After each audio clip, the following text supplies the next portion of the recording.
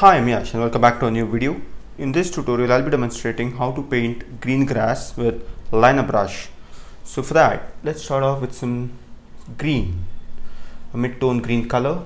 As you can see, I'm mixing here, and a slight touch of black just to get a mid-tone color to act as a surface for the grass. Now as you can see, I have some blue background painted already, and now let's go ahead. Maybe we should add more black. Yeah, that should work. And slide that's gonna act like a backdrop for the entire grass, and it's a good way to start. And now I've dipped my brush in water, and let's go with some green and black, and let's bring the brush to a chisel edge like that, and think of some blades of grass. Maybe we should add in some more water. The reason I added water is because we have to thin the paint. And look at that, we get some fine blades of grass.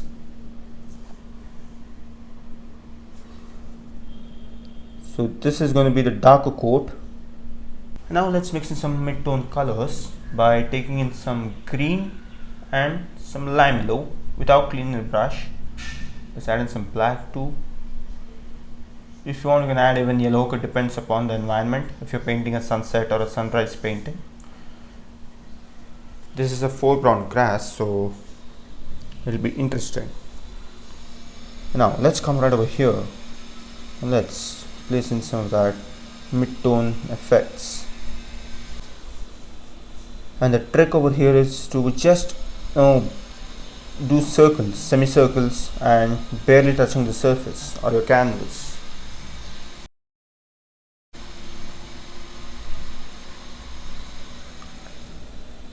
Okay, so look at that, I've taken slightly brighter color.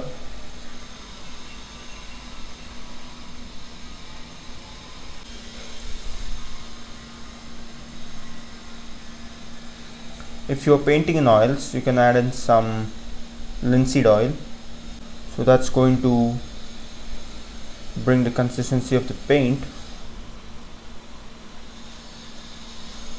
Since I'm painting in acrylics and demonstrating in acrylics, I'm using water, just water.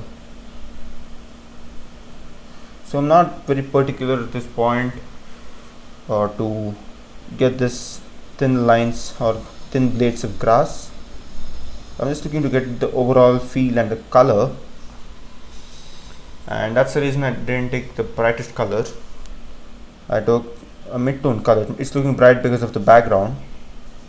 Look at the same thing with the blue background, it won't look that bright because it's light blue. And you can pretty much translate this into any of your oil or watercolor paintings. And now as you can see, I've introduced some white onto my palette. And now let's take in some of that white, mixing with some lime yellow, green, now no black since we're highlighting. Let's come over here and just sort of just place in some blades of grass. Maybe we should add in some more water. Look at that, adding water helps, but since acrylics and watercolors are water based paints, they tend to dry a bit dull after complete drying. So usually if you're using any water based paint for that matter, just make sure you go a shade brighter than what you want, so that when it fades away after drying, you can still live with the brightness. Now I'll take in extreme white and some yellow. So as we go further towards the brightness, the amount of the brightness is less. Like for example, look at that, you can see more darks at the corner and some mid-tones and less light.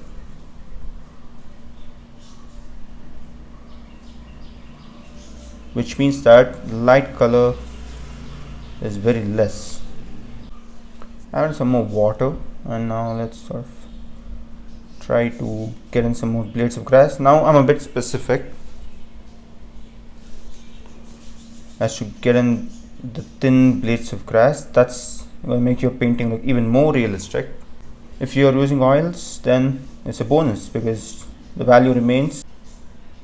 Now I'll just change the color to some mid-tone green again. Look at that. Added some more water, and you can play around with the brightness, the consistency of the paint as long as it's required. Yeah, look at that, just at the corner. I like that contrast between the darks, mid-tones and the lights.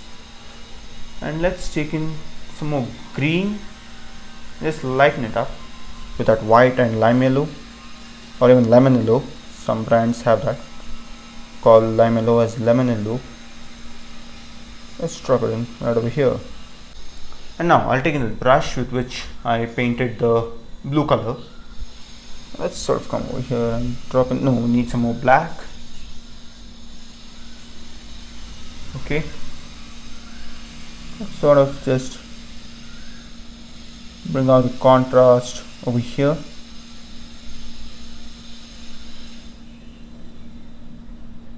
And also everything's gonna fit together by doing this. Look at that, that adds in some extra shadows which makes it interesting and realistic, and also it adds in more contrast. Look at that.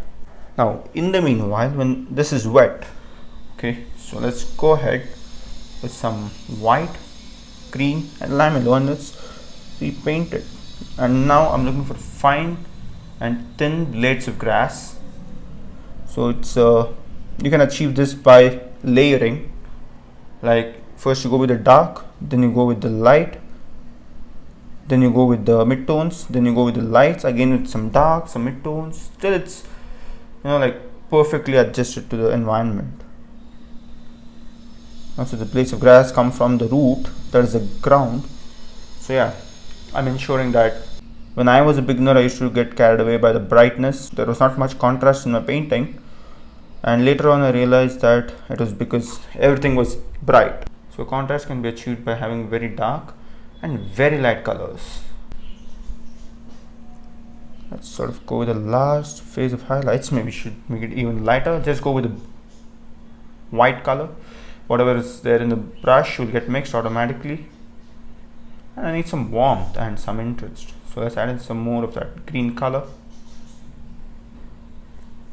Okay, this should be the brightest. Yeah, look at that, that works. So we can live with that. If this is the amount of color you're going to take, okay, let me show it over here. Look at that, you can see a bulge at the end, at the tip of the brush. That's not desired. So take off as much paint as possible and just roll the brush. Look at that, just like that. You're going to just roll the brush in that paint, so that the brush comes to a chiseled edge, and you can just, now if you notice, the mid part is very bright compared to the sides, and that's looking symmetric almost. So let's go ahead and break that. Yeah, just one or two strokes over here and there will make it look fine and realistic. Thin blades of grass. Yeah, I'm pretty much satisfied with that.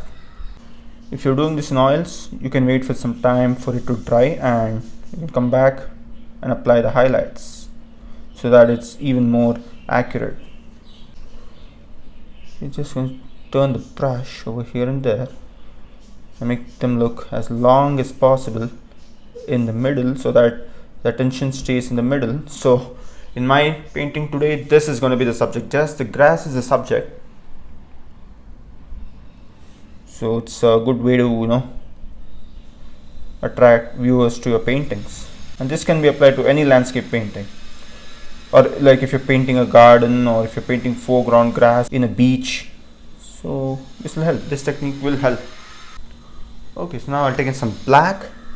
Let's sort of come over here and just add in some contrast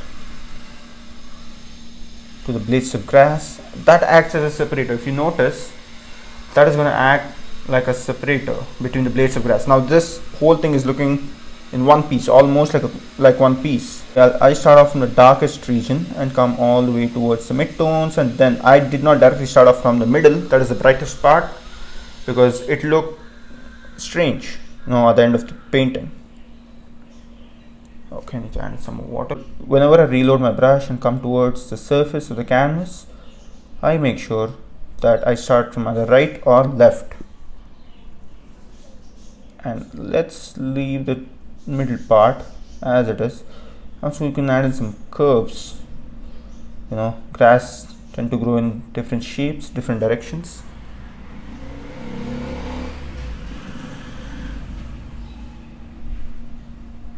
Look at that. And slightly just a stroke or two over here.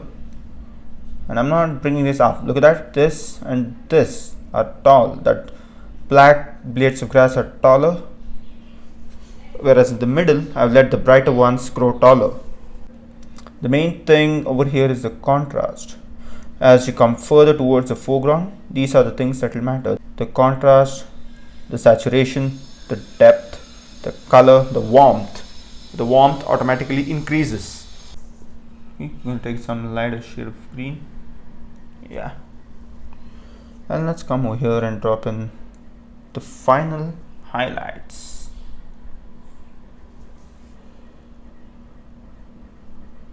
Yeah, look at that. Looks interesting. And I'm gonna take off the excess paint. Look at that. It's that easy.